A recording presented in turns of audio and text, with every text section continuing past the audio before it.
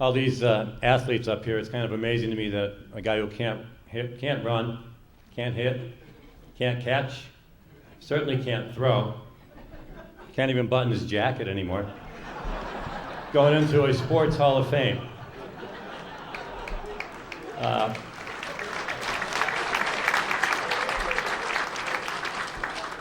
But I can ski, and for that I thank my dad who put me on boards before I was even a year old and gave me a lifelong passion for that sport.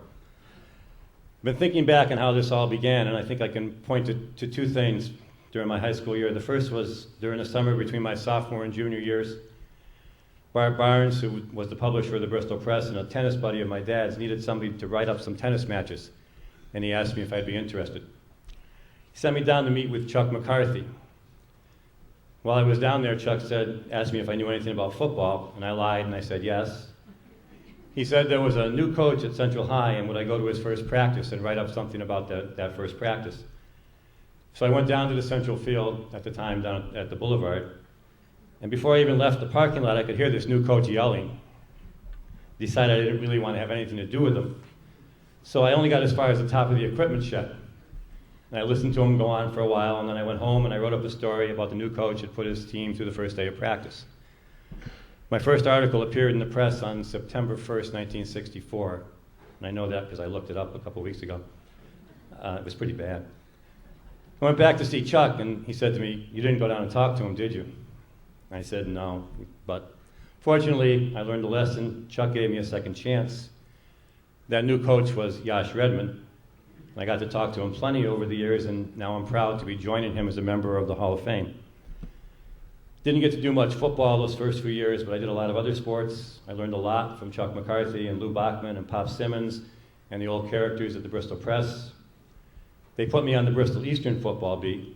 I spent about a dozen years. Got to cover Mike Walton during his high school years.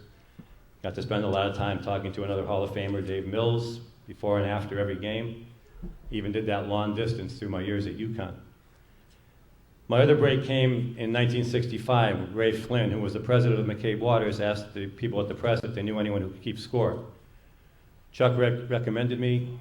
They hired me for $5 a game plus a free hot dog and a soda.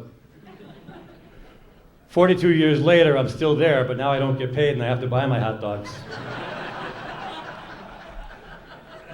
I can still get a free soda most nights, though. At 70 to 75 games a year for more than 40 years, I figure I've written about pretty close to 3,000 Little League games over the years. And that's not counting tournament games.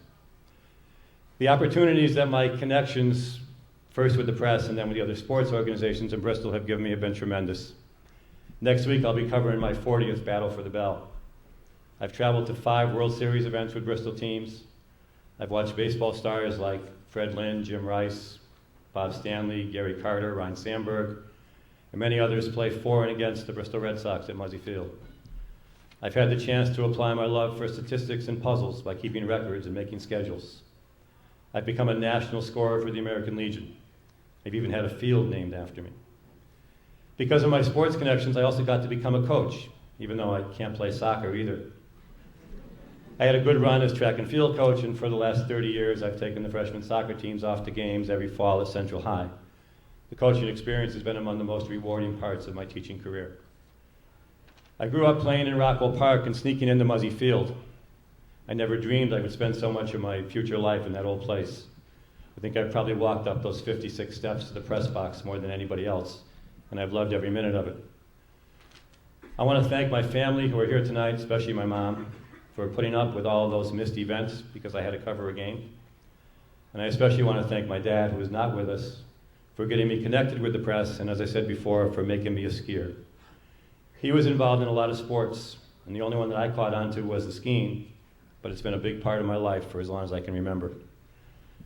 I want to thank the guys from the old press, Chuck McCarthy, Lou Bachman, Bart Barnes, for helping me become a better writer and teaching me to type with one hand and meet deadlines.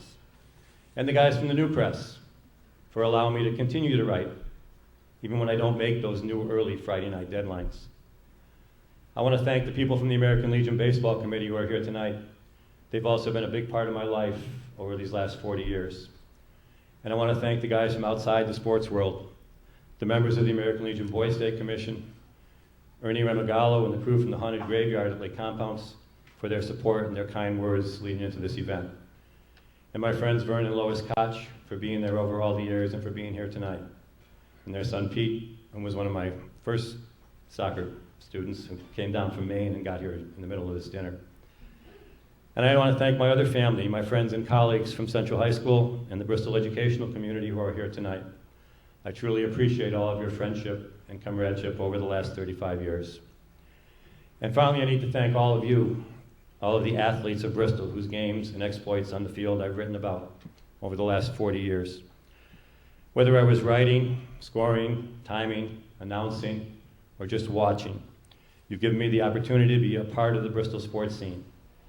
Without the athletes to play the games, I would not be standing here tonight. And so I thank all of the men and women who have participated in sports in Bristol for providing the fuel that made this all possible for me.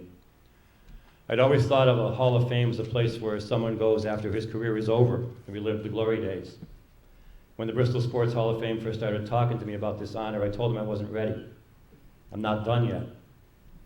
I am truly appreciative and humbled by the award I'm receiving here tonight, and I thank the Hall of Fame for inducting me into this elite group, but I want to emphasize I'm not done. I plan to still be out there covering your games and those of your kids and your grandkids for a long time to come. So I thank you all for this honor, and I'll see you out on the fields.